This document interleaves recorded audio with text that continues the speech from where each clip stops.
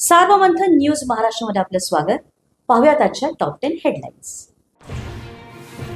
उपमुख्यमंत्री पदासाठी सुनेत्रा पवारांचा उद्याच शपथविधी होण्याची शक्यता. छगन भुजबळांची माहिती. विधिमंडळ पक्षनेता ठरवण्यासाठी उद्या बैठक.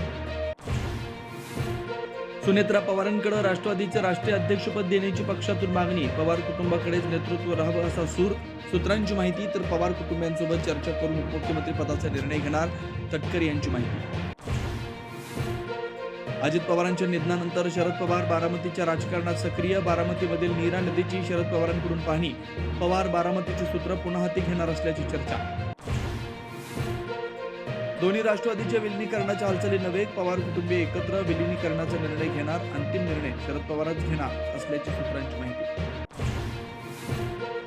अजित पवारांच्या अकाली निधनामुळे राज्याचा अर्थसंकल्प मुख्यमंत्री फडणवीसच मांडण्याची शक्यता. 23 फेब्रुवारीपासून अर्थसंकल्पीय अधिवेशनाला सुरुवात. तर 6 मार्च रोजी अर्थसंकल्प सादर होणार.